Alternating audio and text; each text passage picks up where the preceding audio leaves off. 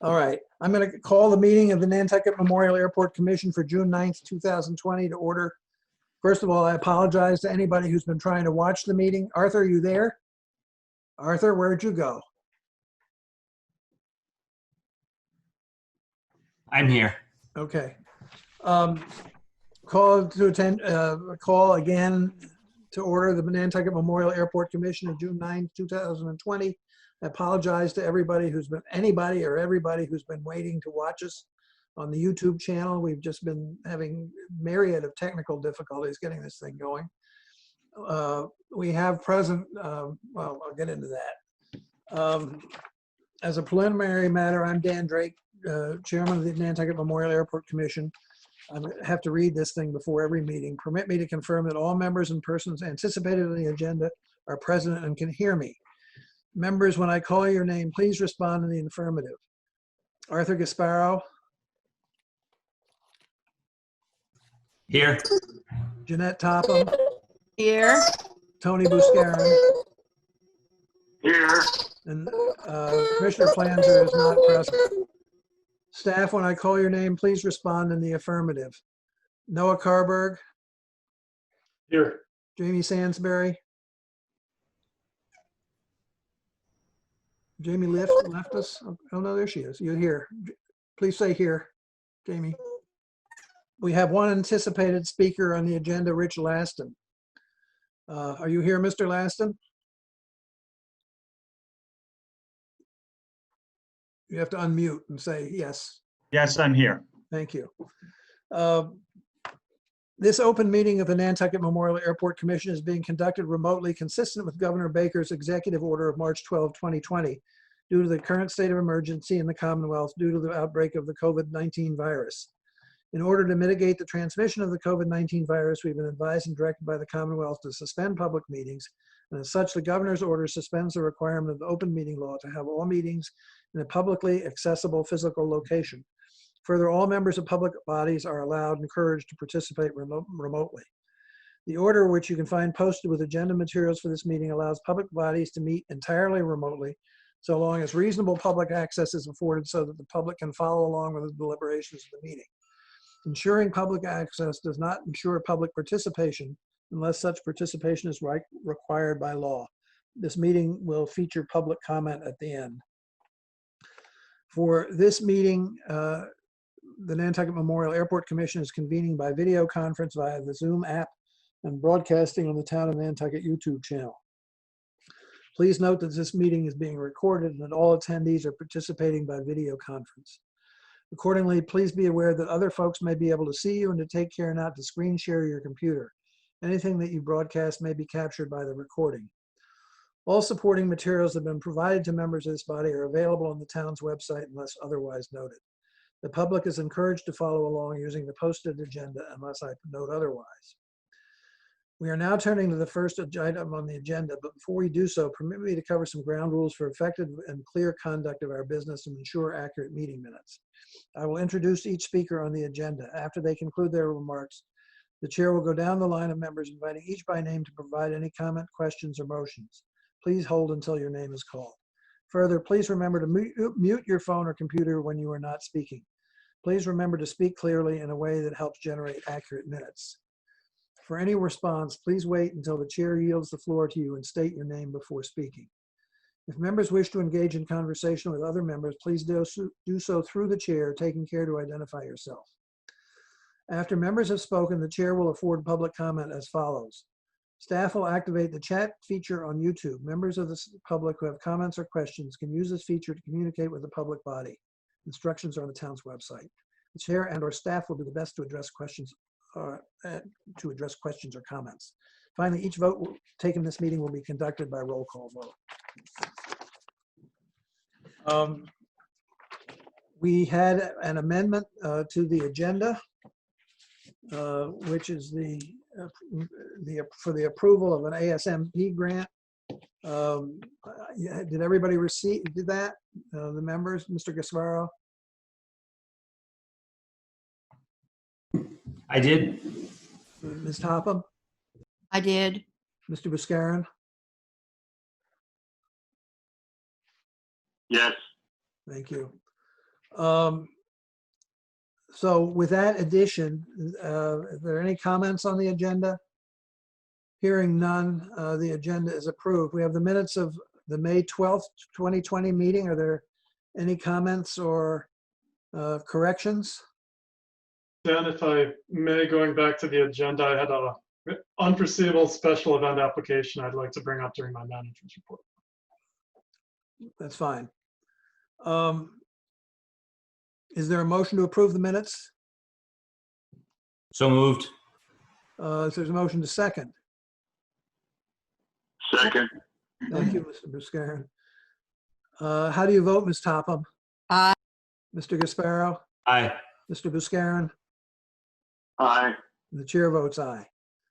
Pending leases and contracts, would you take us through those, Mr. Carberg, please? Yes, we have a number of airline leases listed as pending. This is due to schedule uncertainties and staffing difficulties at the airline in response to COVID. We are working through them, and we will continue to bring these up as they are completed.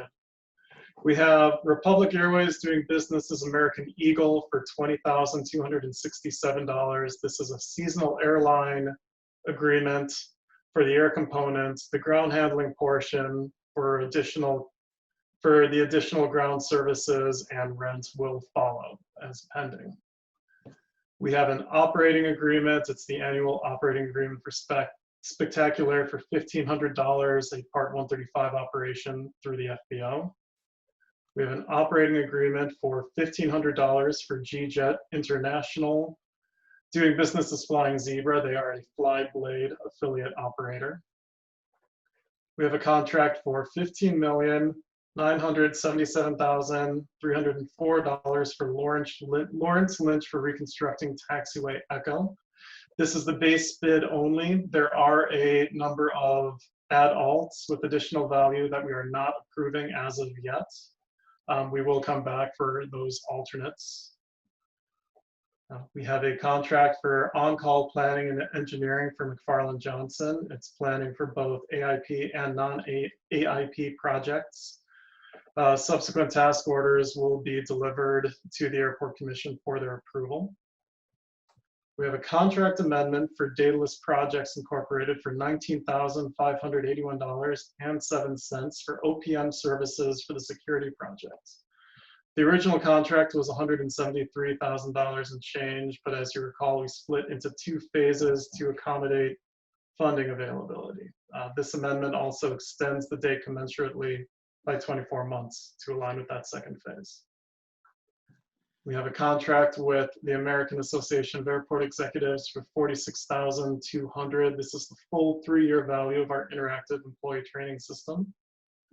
We have a contract with Graywall, formerly known as VOCI, for $99,600.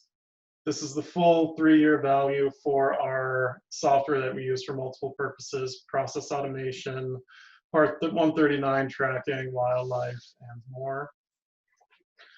We have a contract amendment for Weston Solutions for $60,635.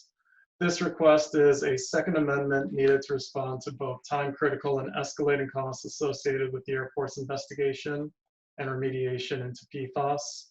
I want to take some apology for not being strategic in my rush to provide the first amendment. There were also several site conditions that necessitated, honestly, us coming back for more money. These have been difficult installs. I have included a letter from council who does advise immediate approval given the public health urgency. Are there any questions or comments? Ms. Topham? I have a question. Where is Lawrence Lynch getting their asphalt? Are they bringing it? Are they have a plant, or what's happening? Those discussions are ongoing. They will be barging in materials and are looking to start that very soon for stockpiling. They are negotiating along two fronts, both to rent the existing batch plant on Bunker Road and to permit and bring in a temporary asphalt batching plant, which we believe we could accommodate on what we call the Stroney lot, which is the last lot on the left of Bunker Road. Neither of those have been finalized, but it would be one or both of those options. Thank you.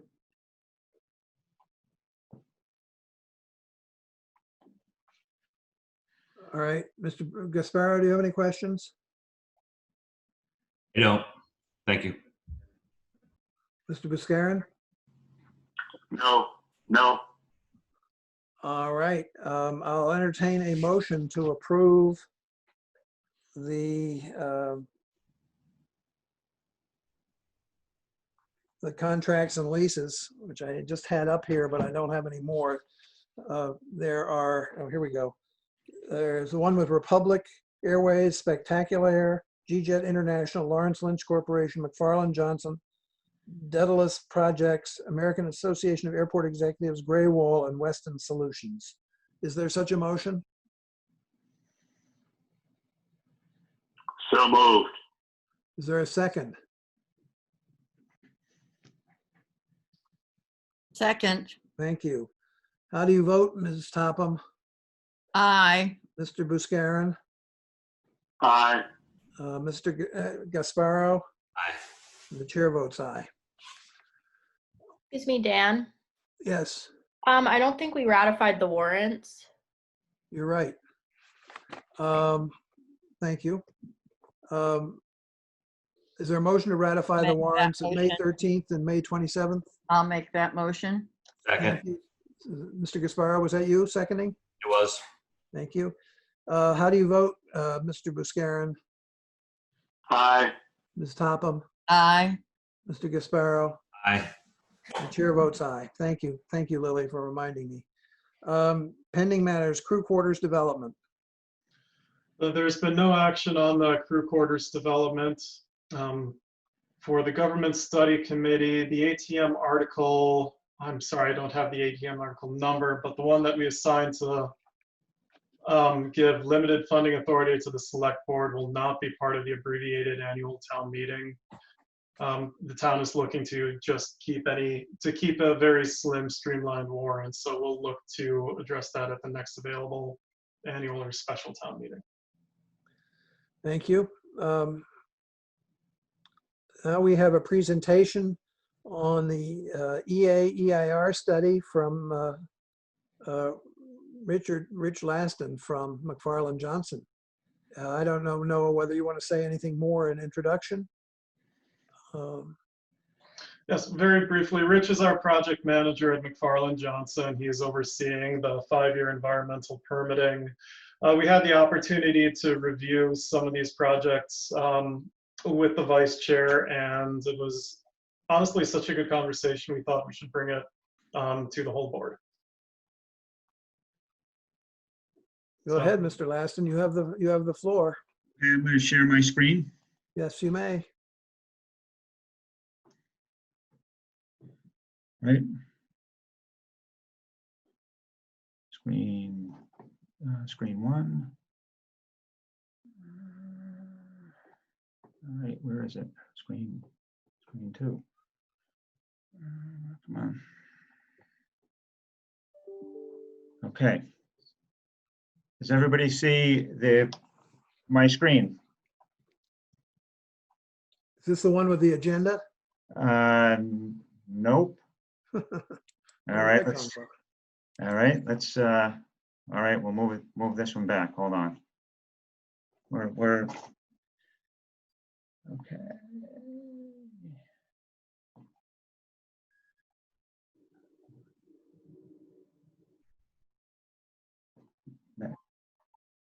Okay, now does everybody see the Yes. pictures? All right. So good afternoon, Mr. Chairman. Thank you. My name is Rich Lasden from McFarland Johnson. And as Noah indicated, I'd like to go over the projects that are listed in the EA study that we're doing. So the first drawing is an overall drawing of all the projects and some estimates of the impacts associated with each of those projects as far as habitat and grass and pervious and impervious surface. So the first project on the EA study is the reconstruction of runway 624. So that is a project that involves reconstruction of the runway and also regrading of the grass along both sides of the runway. The FAA has profile criteria for the runway that it has to meet. And it also has side slope criteria in the grass. So this drawing here, if everybody can see my cursor, shows the limits of disturbance out in the grass. Depending on where we are on the runway, we have to get closer to the runway or further away as we grade the grass so that there's proper drainage on the runway. The green here indicates pavement that's going to be removed. The FAA has changed the geometry standards of taxiways as they intersect runways. So here we actually have a little piece of pavement that we're going to remove as we reconstruct the runway. The second picture. Excuse me, just for clarification, Mr. Lassen, for clarification, all Yes. of these projects are in the AIP, right? Yes, they are. So the idea of the EA is to do the EA for the next 5 years worth of projects. The process is you do the environmental first, and then you follow up with necessary permits if there are any, and then you follow that up with construction. So the first year or the project we're doing now is the environmental effort or the permitting. Excuse me, the environmental effort. The next year, depending on the project, would be permitting, and then after that would be construction. This here is the middle portion of the runway. You can see here where my cursor is. It shows quite a bit of work out in the grass. There was a profile concern with the runway. The runway had to be raised up in grade to meet criteria. So there's more work required out in the grass as we go down to meet the existing condition. This also shows the relocation of taxiways. The green taxiway is the existing taxiways. The FAA now has a policy that they want to discourage planes having the ability to travel directly from a ramp to a runway without having to make a turn. So by moving the taxiway to the yellow, the pilot has to physically make a turn and turn back before he can get to the runway. That's a safety procedure that the FAA is instituting nationwide. This shows the other end of the runway. This end of the runway, if the commission might remember, certainly the airport management remembers, there was a concern early on about the elevation. The FAA had a criteria at one time that the runway could not be lower than the taxiway. Through many discussions with the FAA, they allowed that to remain here at the airport, so the runway is physically lower than the taxiway.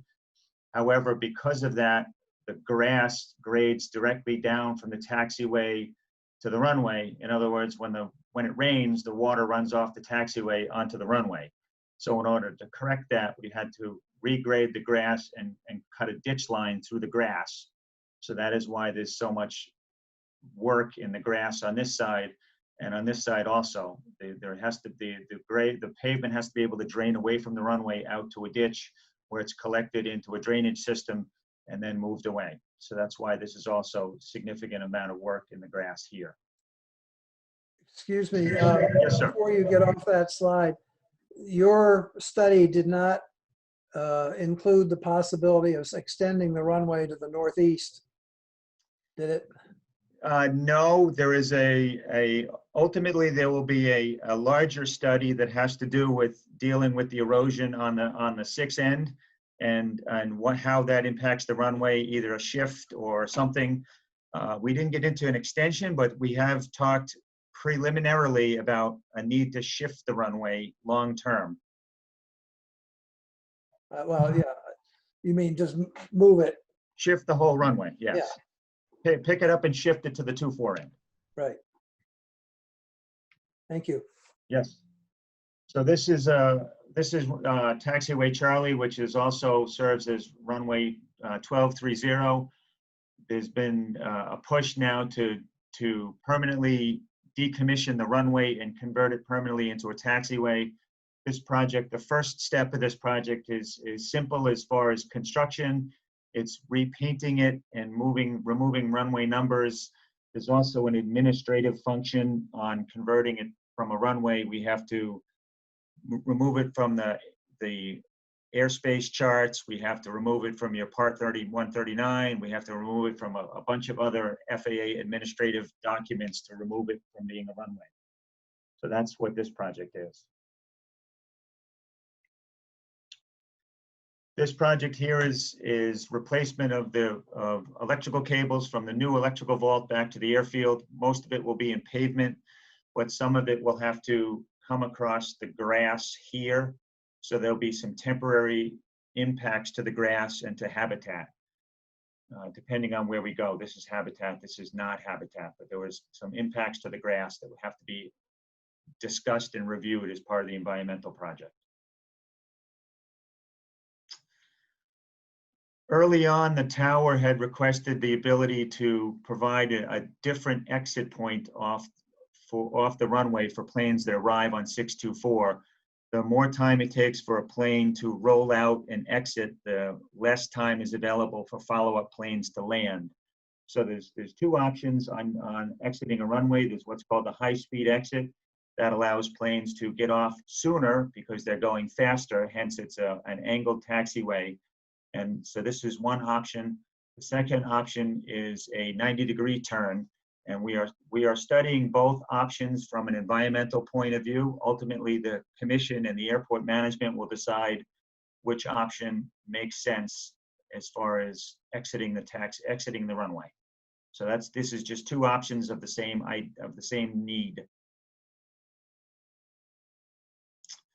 This is the expansion of the south apron. As you can see, we've shown planes on here, one commercial service plane and a series of corporate or private jets. And this is just for new capacity. A lot of this capacity temporarily during your busy season parks on the closed crosswind runway. So this is, the FAA considers this a safety problem. And it's not a capacity enhancement so much as it allows us to free up the runway and park the planes here on the apron. There's two options here. There's this option, and then there's a second option. They're essentially the same thing. One of them pushes it a little bit closer to the homeowners and retains more protected habitat. The second one stays further away and allows more distance from the homeowners. Again, we're looking at two options. They'll be presented to the commission and the airport for a final decision before we get into design, along with ultimately how the layout might want to look. This is just a layout that was discussed early on what was the needs for this apron expansion.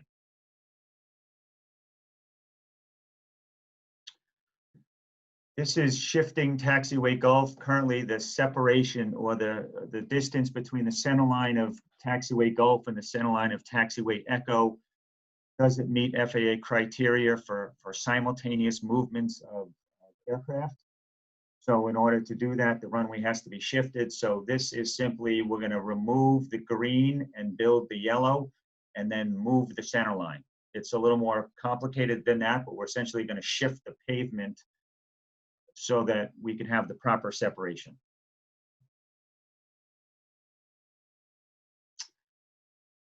This is the perimeter road on the 6th end. This is the beach where the erosion problem is concurring today. The green is the current perimeter road, and the brown is the proposed perimeter road. The reason it looks like this shape is the main problem with the beach erosion is sort of in this area right here. So there is a quicker need to move the road in this area than here. This area is also at the end of the runway and is controlled by a series of FAA obligated land for nav aids, for safety areas, for critical areas, for nav aids and other things.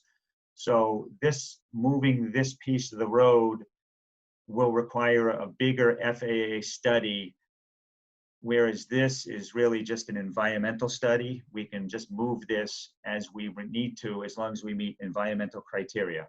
The rest of it, as I said, will require FAA decisions.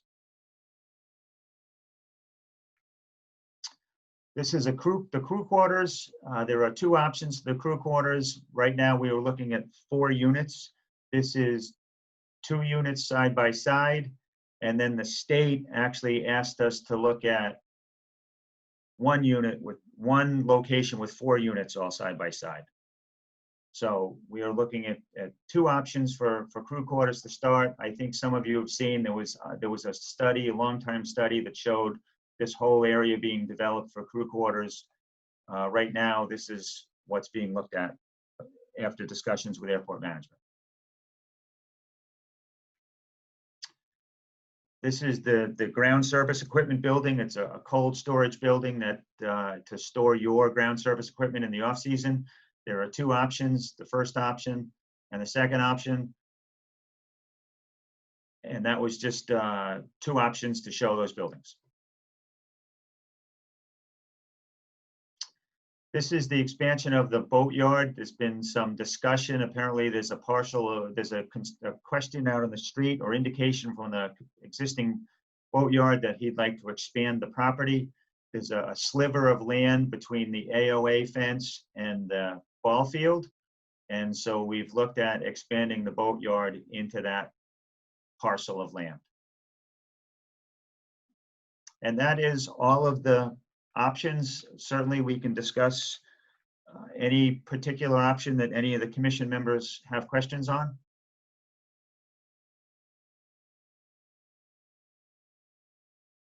You're on mute, Mr. Chairman. Are there any questions, Ms. Topham? At this point?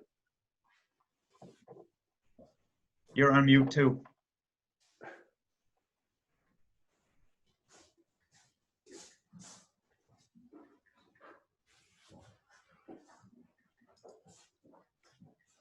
Mr. Buscarin, do you have any questions?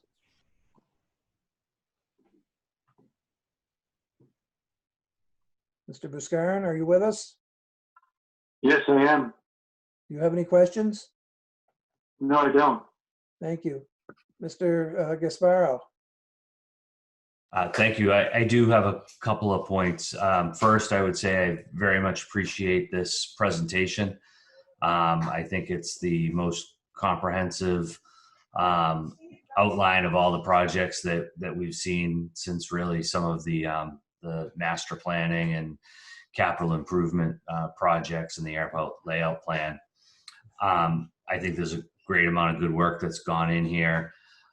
The perimeter road, I wanted to just mention as something that I've raised for some years, concerned with the erosion. And while I do look forward to seeing sort of the southerly most portion of the road relocated to the north, I think that our consultants have done a great job with addressing what, for lack of a better term, buying us some time. And then I think the commission does have to remain aware that that piece that still dips to the south in the runway safety area is certainly something that we're going to have to, keep on our radar screens. You've got an annual rate of erosion there that exceeds 10 feet a year. So we don't have all that long until where that bend is made becomes the next critical point. But I do support what's shown and appreciate it. And then the other, the big project that I think the commission needs to spend or should spend a little time on is the Apron Expansion. I think it's the biggest project that the airport has seen for an expansion probably since the terminal. I think it's going to come as a bit of a surprise to the public. And we're at a stage of environmental permitting that I think we have to really be sure that we've looked at and addressed all of the potential impacts and mitigation strategies. And in discussions that I've had both through the environmental subcommittee as well as with staff and the consultants, there is limitations as to what portions of mitigation will be eligible for funding. And unfortunately, as well as that includes both studies and mitigation for the project. And I think that we can't just shy away because of lack of funding from looking at this project as how it may impact the nearby neighborhood and what we might do about it. What's in front of you has been well developed and includes There, you may recall from the airport layout plan discussions of a noise barrier wall. Instead, what's being shown here, that crosshatched area to the north, or I should say above the apron, is would be an earthen berm. Ideally, the soil that's removed to topsoil layers for the construction of the ramp area could be stockpiled there. Now, part of the concern that I have right now is the black line labeled LOD for limited disturbance is essentially the limit of permitting study, and we're not looking at that area as part of this study. And what I asked NOAA for, and I hope that you would agree, would be an estimate of cost if that part isn't covered under the reimbursable funding. I think the economy of scale would still be in our benefit to know how much it would cost the airport to undertake the environmental work for that area. Essentially, what's going to happen is later, when it comes time to look at mitigation strategies, and they say, well, you haven't studied this area, so we can't do it. And one part of the project goes forward and there's no actual mitigate, then you say, well, it's too late, or we can't do this mitigation. The noise study that you may recall that had been done last summer, certainly shows as a result of, this project that there will be increases in noise. We're doing environmental permitting. However, none of it takes into account noise, lighting, or emissions. And to me, that just seems wrong. I understand it may not be eligible for funding, but all three of those are environmental impacts that are going to occur as a result of this project. The focus seems to be much more because it's mapped for rare and endangered species, that we're looking at botanical type surveys, and I understand that all needs to be done in the permit path in order to move this project forward. But I think for something like this, essentially a doubling of the size of the jet parking area, to not look at those other three factors of noise, emissions, and lighting impacts would be irresponsible for us as commissioners, as representatives for the community, and how this project might impact Nantucket. So I guess that's just my thoughts on it, and I certainly hope for the support of the commission in expanding the environmental studies related to this aspect of the project. Thank you. I found my unmute button. Okay, go ahead, I- stop them. I agree with a lot of what I have Mr. a comment. Sparrow has said, and this actually was a presentation that I understood and could see. So I thought that for me was a plus. And you did indicate that you talked to the tower people also, correct? Yeah. We've had conversations with the tower. We had a separate meeting with the tower to talk about 1230. We've had other discussions with them in the past, yes. Thank you very much. Mr. Gasparo and Mr. Carberg talked about this a little bit this morning. There are several issues on here. I think another one is the whole issue of the impact of the space over behind Nantucket Marine off Sun Island Road and adjacent to the Delta Fields, which needs to be vetted. And this whole issue with respect to the mitigation of impact from the ramp needs very much to stay on the radar. I'm not going to say I'm totally in agreement with everything Mr. Gasparo says, but I think his point is a valid one in the sense that we need to make a conscious decision on each of these things as to whether or not it is something that should be pursued and or responded to in one way or another. So I suggested that he, as chair of the environmental subcommittee, he call a meeting relatively soon to start looking at some of these issues and come back, if he can, at the July meeting with the subcommittee's thoughts on the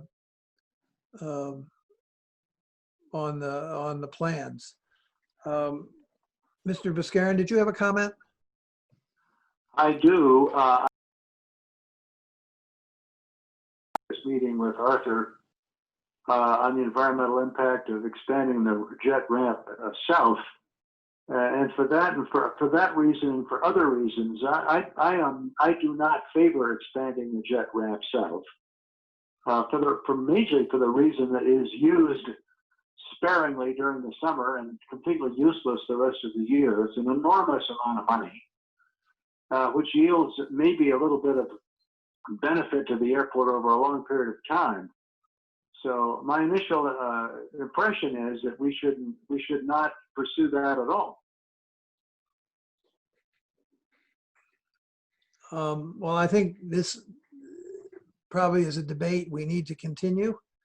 And given the fact that we are constrained for time today, Mr. Gasparo, are you agreeable to going forward with an environmental subcommittee meeting? Yeah, as soon as staff's able to coordinate, I'm, fully available. All right. Anybody else have anything they want to add? I can meet with Arthur anytime. I think I'm on the environmental subcommittee as well. Right. All right. Very good. Thank you all. Mr. Laston, thank you very much. It is a great, other than the fact that the type's too small to read on the screen, I think it's a excellent presentation. Thank you, Mr. Chairman, and through you, Mr. Gasparo, I'd be more than happy to meet with you and your committee at the airport if that helps. I think we could probably do Zoom and, make it easier on you and keep expenses if you want to coordinate with Noah, and I do appreciate that. Very good. All right. Thank you all very much. Moving on, the next item on the agenda is the Nantucket Regal Group Crosswinds Restaurant discussion regarding outside dining provisions.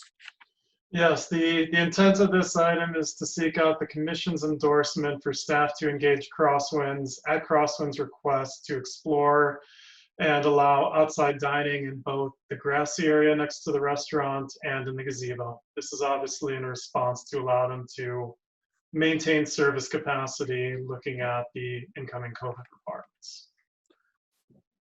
It occurred to me, Mr. Carberg, that Crosswinds is looking for an answer that they can move forward on quite quickly. That's correct. And so what is the appropriate action for this commission to take in regard to this discussion? Because The item I'm looking for is an endorsement of the concept, which would allow staff to work with Crosswinds and the appropriate town permitting agencies. What I would like to avoid is having to wait until July to give them the go-ahead to move forward. right, that's my point precisely, and that maybe we need, if the commission is agreeable, we need a formal motion to allow airport management and its discretion to reach an agreement with Crosswinds about the availability of outdoor space. But it has to have some limitation on it. Maybe through this season or something of that sort. I'd appreciate any other views. Mr. Gasparo, do you have a point?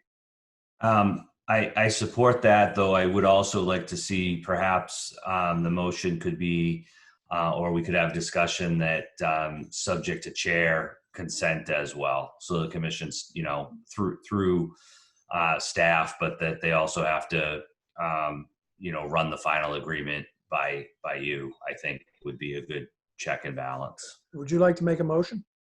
Yes, I would make a motion to that effect, which is to authorize staff to work with the Regal group to establish outdoor seating and other service arrangements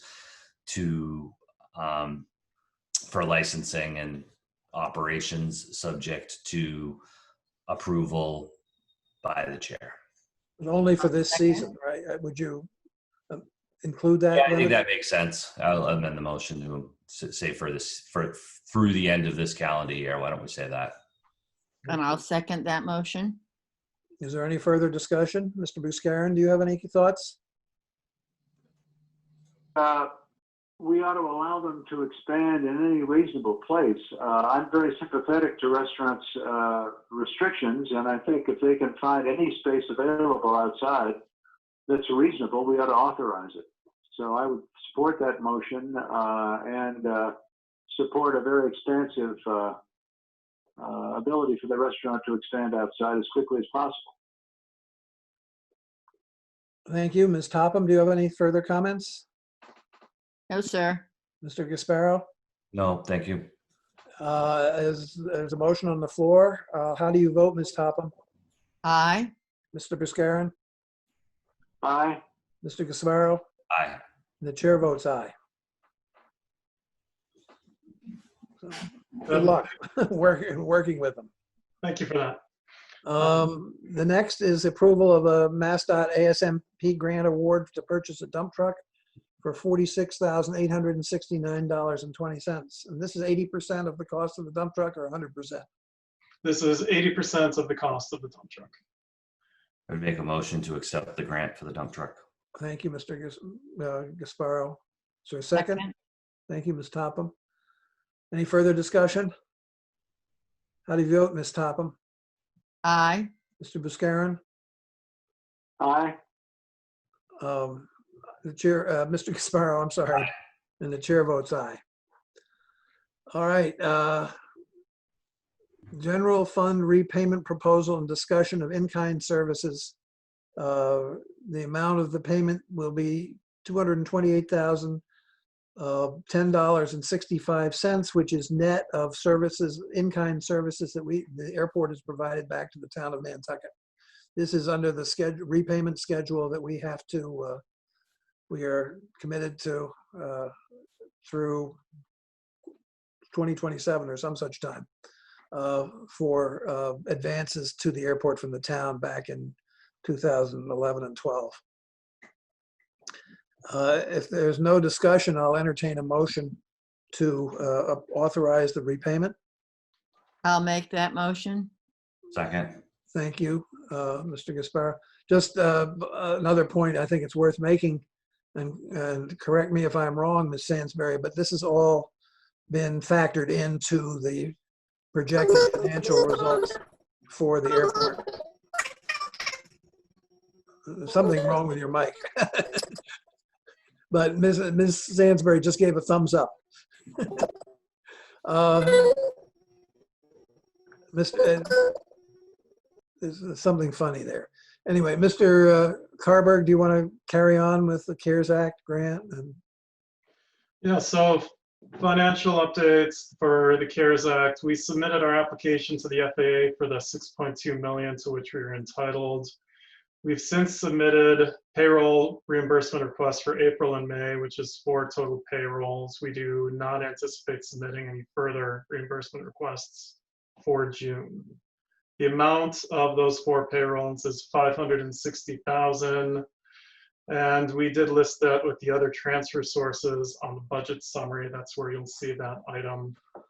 Our intent for the CARES Act moving forward into fiscal year 21 is to submit reimbursement for 70% of payrolls for a total of $3.4 million in fiscal year 21, which would leave a little over $2 million available for fiscal year 22 and beyond. The other CARES Act related item for the annual town meeting enterprise fund budget article. Our article will only show $1.4 million for employee expenses. The warrant does not include the CARES Act funding assigned to payroll. So it is a mechanism in which we have to show the funding. The actual amounts would be $4.9 million, but if you back out the 70%, that's how you arrive at the 1.4. So we want to explain the reason why you might observe a discrepancy in what we're showing you for the budget versus what's shown in the annual town meeting amendments. If there are no questions. Questions? Go ahead, Mr. Carberg. For the financial impacts discussion, looking at the final result of our fiscal year 20 budget review in response to COVID, We've revised our revenue impacts to show a reduction of $110,000 in revenue, which is driven by a reduction of $200,000 from fuel revolver flow over to operating. Our operating revenue is actually still forecast to be $97,000 over budget, or more than we did budget. The difference, of course, being reduction of $110,000. Our expense impact as revised, we did save $242,000 by not backfilling open positions with one exception, which I'll bring up soon. However, as part of this exercise, we really did identify that most of our expenses, they really are largely fixed, and many of them had increased due to COVID response for legal fees, terminal deferral, or rent deferral, and for PFAS efforts. We're coming in at $183,000 over budget with total expenses. $59,000 less than anticipated. So this gap is roughly $500,000 for fiscal year for 20. We did go ahead and we backed out a retained earning transfer of $400,000 that did not happen because of the delay in town meeting. We thought it was appropriate to go forward with the worst case scenario, so we don't want to rely on that funding. And when we continue with our $400,000 PFC transfer and our $560,000 CARES Act application, we end up with a surplus of approximately $500,000. The caution with that surplus, that does not take into account the recently passed $60,000 amendment with Weston that happened post Jamie's workup, and she's done marvelous work. We didn't want to ask her to do any more. It does reflect the repayment to the general fund for the town. And after pay down of capital projects from retained earnings to close out fiscal year 20, this leaves a balance in retained earnings of $1.7 million. Any questions at this point? Mr. Buscarin, do you have any questions? No. Everybody else is shaking their heads. Okay, thank you. You want to continue with fiscal year 21? Yes, so we have also revised our budget for fiscal year 21 accordingly. A quick note on methodology. We broke out functional sections of the airport operation, and we implied an increasing rate of monthly recovery. For example, we anticipated a 90% reduction in commercial passengers early, a 50% reduction in the FBO, etc. The result is a decrease in forecast revenue from 9.3 million down to 5.5 million, which is significant. On the expense side, as I mentioned earlier, we found some reductions, but only about $319,000 worth. Many of those costs are fixed. The result is nearly a $4 million shortfall, which we are able to patch, and this gets patched by a $3.4 million reliance on our available CARES Act funding. Also of note is we did not transfer retained earnings to the stabilization fund in fiscal year 20. Jamie will be working on that, and she'll identify an amount that will add to the fiscal year 21 budget. It's likely to be that original $100,000 plus another sum that Jamie will identify. Quote again, there's no reliance on retained earnings looking at fiscal year 21. Another major item to note is we've lowered our fuel revolver cap to $2 million. We anticipate $458,000 will overflow to our operating revenue from that fuel revolver cap. In discussion of our PFAS investigation and remediation responsibilities, we have already begun significant work this year without the benefit of our $250,000 transfer from retained earnings that was reliant on ATM occurring. So we will have this money available in fiscal year 21. Our goal is also to transfer in another $750,000 over several years to manage the project cash flow. Are there any questions? Hearing none, is there a motion to approve the revised fiscal year 21 budget? I'll make that motion. Is there a second? Second. Thank you, Mr. Buscarin. Any further discussion? How do you vote, Ms. Topham? Aye. Mr. Buscarin? Aye. Mr. Gasparo? Chair votes aye. Thank you.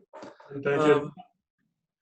I'm here to speak about it, but Jamie really deserves all the credit for doing a great job with the budget under less than ideal work circumstances. Thank you you. very much, Jamie. We appreciate it. Maybe. Manager's report, Mr. Carberg. I know we have 9 minutes left in our allotted time by NCTV. So please make this a Reader's Digest version if you can. Sorry to interrupt, but I believe we have till 4:30, not 3:30. Oh, good. Okay, great. I thought it was Sorry. 3:30. Also, Noah, you can also go quick though. I didn't know. You can still be brief, Noah. I'll be brief. Modification that I have to my prepared notes. I have just received a special event permit application. It's being put forth on behalf of a charitable group named Nantucket Neighbor. Our policy had identified that we would no longer consider special event permit applications unless they were from tenants. In this case, the group is working with Crosswinds to provide meals to unemployed and underemployed individuals. So I would like your consent to deviate from the policy. What is the nature of the event? The nature of the event is Crosswinds will be providing, I believe I read, on the order of 25 to 50 meals on Mondays and Thursdays. And it would be to work with Crosswinds to identify a pickup system, whether that's individually or through one of the volunteers who's working to staff, a way to shuttle these from the takeout window at Crosswinds to a car. So I don't anticipate it being a big impact on the operation. I think it's a good use of our time to try to accommodate. Is there a duration attached to this? I do not believe I saw a current, there's no duration attached to it, Dan.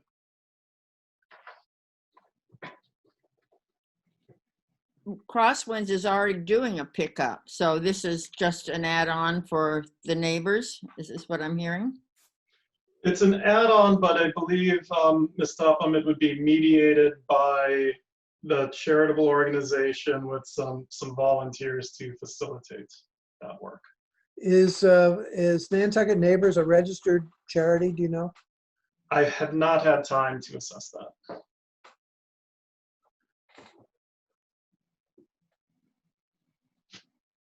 I'm not sure. I guess I'd rather say I'm not sure an event permit is needed for this if it's just additional business at Crosswinds pickup window. I agree. Mr. Gasparo, how do you feel? Yeah, I'm not sure that it fits a category that would rise to special event. Mr. Buscarin? I agree. There's your answer, Mr. Carberg. Excellent, thank you. For project updates, the runway 1533 and 1230 pavement marking project. This is a Jacobs managed project with Highway Safety Systems. $250,000 project at 80% DOT participation. We held a pre-con. Work will start tomorrow morning for a duration of 4 to 5 days if the weather holds. Just to remove and replace the markings on runway 1533 and 1230 and the associated crack sealing. We have a separate crack sealing and seal coating project that overlaps. This is a 100% state project, which State DOT Aeronautics Division has worked tirelessly to make sure we were included on. The first phase, which is ramp crack sealing, is completed. The vendor will return on the 21st for seal coating. Our summer arrival secure hold room tent, our secure hold room tent has been raised and is operational. It looks great. We need to give accolades to staff who took it all upon themselves to do this year. It had previously been done by a third-party contractor. Security phase 1 project is 95% complete. A few touch-up items and doors are outstanding. We're planning a virtual closeout meeting next week. Security Phase 2 starts in the fall pending approval at ATM. Taxiway Echo, we reviewed. We are looking to start that this fall with approval of the contract. I know that the vendor will start barging material over in preparation for that work. The airport layout plan update for runway 1230, which will show the decommissioning of the runway to remain as a full-time taxiway, is at the FAA for signature. We're beginning a similar planning effort with the FAA for design of the stub taxiways that Mr. Lasden showed in his presentation. This concept and general scope is at the FAA now for their review. It will be an AIP eligible project. Let's see, we heard from Rich on the EAEIR. We heard on the AMP projects. The Thompson House pellet system has been installed and tested. It came back at 0.5 parts per trillion, which is at the limit of detection. We did perform a follow-up sample, as we do want to ensure it is a zero detect. And that sample result is expected imminently. I've just put I've directed to have the HDC paperwork related to the car chargers in the packet. It's just there for your review. No action is required. And I have no update on the Great Harbor Yacht Club pilings, stormwater inventory, and PFC application number 2, but those do continue to move forward. Any questions before I move to RFP and bid updates? Hearing none. The on-call engineering, we've sent notice of awards to McFarland Johnson and Stantec. They both reviewed very well and will maintain 2 engineers. The Fuel Farm Owners Project Manager Services RFQ for the Fuel Farm is available to the public on the 11th of this month with a deadline for proposal receipt on the 26th. The related IFB for the Fuel Farm rehab is set to go out to bid next month. And our invitation for bids for the automatic door service and maintenance is under review, with 1 bid having been received. For operations, we've been tracking our financial results and recovery. Daffodil sales were down 82%. Wine Festival was down 75%. And Memorial Day was down 66%. So it's not great news, but it is improving news as we move through the season. Internally, we're holding projections that show slow and continued recovery, stabilizing at 40 to 60% by July 4th to stick with us through the rest of the summer. Caution not to put too much stock in that, but we are tracking our indicators. We're working to establish a new billing rate for reduction of the town repayments. We have actual large chunks of pavement. It's possible that another town entity may pay to have those ground, and we would set a recovery rate appropriately, less than the millings, but would still come off of our repayment agreement with the town. I'll continue to advise on that. We're working with the town as we co-manage the Novadear Bluff access, where we traditionally license some beach vendors, the Surf School and Nantucket Bar. They're working through their beach COVID requirements from the state. And we're working also with our tenants just to keep everyone informed on ensuring everyone's operation is compliant and operational. FAA certification inspection is still postponed, no word on scheduling that. ATC hours are still in their reduced format. We've had no incidents and no word on resumption of the traditional hours. We continue to work on our return to work and occupation plans. You'll see that we'll put some temporary vinyl decals down in the terminal to inform on spacing and reflect the state mask policy. We have some employees who continue to work a modified work schedule. For PFAS, we have had conversations with the FAA on an appropriate scope of soils work related to Taxiway Echo construction. The FAA has indicated that investigation work associated with that should be AIP eligible, and we're waiting for the FAA to advise on how they would like to see that handled. But that is good news for our financial burden. Summer air service, our update is unchanged from the last meeting, except that JetBlue has pulled their LaGuardia and White Plains flights. They're now anticipating 2 to 3 daily flights. But again, they acknowledge this may change. It's an evolving situation. If demand increases, they certainly expect to put more flights on accordingly. So Nantucket Allies has ended their freight operations. If you recall, they were subleasing Hangar 8 from our tenant on a month-to-month basis. The tenant exercised his option to end the month-to-month lease, so that hangar will revert to us. With the freight operation ceasing, Allies is still maintaining their 135 operation, but the freight operation has closed. In light of that, the airport has initiated counterfreight resumption discussions with Cape Air. Also, we think the current volume of passengers through the terminal is appropriate to look at this operation again. We've had one meeting. I characterize it as productive. Our goal is to have a term sheet for inclusion in the packet for their review in July. Any questions before I move on to statistics? Okay, so operations were down 60% for April, but are still up 13% on the year. I'll be blunt, we don't expect that to last. The Southwest operations were down 185% for April, 832 to 292. Enplanements were down 93% and are now only slightly positive for the year.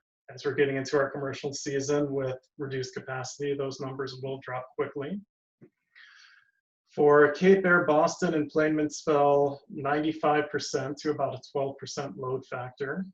There's a 97% reduction in enplanements for New Bedford. I'm sorry, I don't have the statistics package in front of me, but there's a bit of an aberration among the two Hyannis Air Service business providers, Nantucket Air and Cape Air. But if you move to the market summary slide, see that the total market was down 76% between them. Vineyard similarly was down 89%, and all of these numbers have been reflected in the broader nationwide industry trends. Jet A gallons sold were down 76% for April, and it's up only slightly on the year. They were only down 58% for May. 100 low lead was down 37% for April and down 4% on the year. It's also down 76% for May. Freight was down 34% for April. I'm reviewing this number now. I'd like to get a little bit of a better explanation. It's not necessarily explained by the Allies closure. It would initially appear to me that the delay in business resumption had a greater effect than what's known as the Amazon effect of residents purchasing delivery items through Amazon. We have no noise complaints. We actually have not had a complaint received since January. That's the statistics report. I have 2 personnel items, if there are no questions on statistics. We are interviewing for a maintenance technician level 2. We hope that we can have more information out for this week, by the end of this week, and we will advise accordingly. And then on a seasonal update, we are up to 8 or 9 seasonal staff, or roughly half the components of what we held last year. And that's my report. I'm sorry, Dan, you're muted. Any questions of Mr. Carberg? No. All right. Are there commissioners' comments? Ms. Topham, Mr. Gasparo? Yeah, I just would like to briefly expand on, since we're going to have an environmental subcommittee, the other topic that I would like to have on the agenda for that would be related to the PFAS situation, and then to discuss that and bring it back and have it on the agenda for the whole commission for the next meeting in terms of public outreach implications, where we're at. As you can see from the contracts, the cost of the installation of those remedial systems were over twice what had been expected. And I think further discussion and understanding of both financial and environmental and health impacts is, the commission, I think, needs to spend a little more time on that. Sounds good. Thank you. Ms. Topham, do you have any? Mr. Buscarin, do you have any comments? I do not.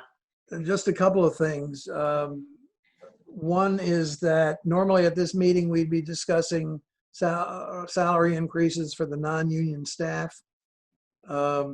Obviously, under the circumstances, when it's not clear what the position is going to be, there's no negotiations have been going on with the union staff. And they will resume, I gather, fairly soon. But I think that the indications are probably that I can't say there won't be any raises, but if there is a raise for the unions for the coming year, fiscal year, we'll certainly get on that. But this is particularly difficult for me because I understand how hard the staff at the airport has been working under very difficult conditions the last few months, not only for the people who are present on this call, but the entire staff. And they've been doing a lot to try to save money and to do their work efficiently. And I just, for my own part, would like to express my appreciation and thanks to everybody on the staff for their wonderful work in this very difficult time. And hopefully we'll continue to say that, but it's certainly been true up to now.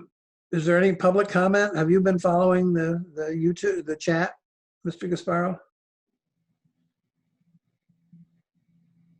I have, and I did not see any comments. There's Okay. 4 viewers. Thank you.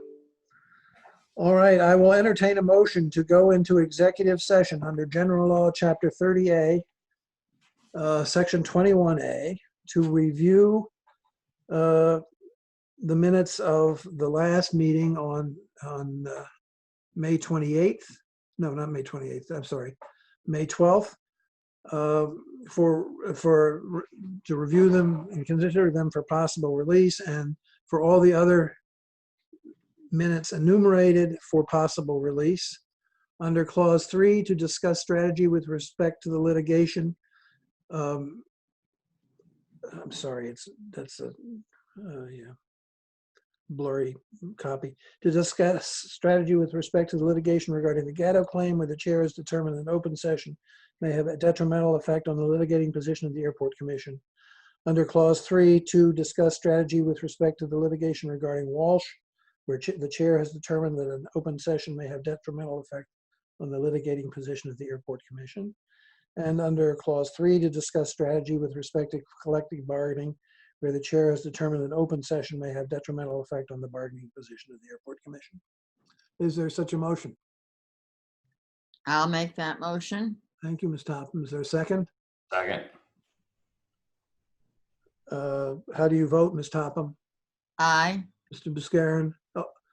Aye.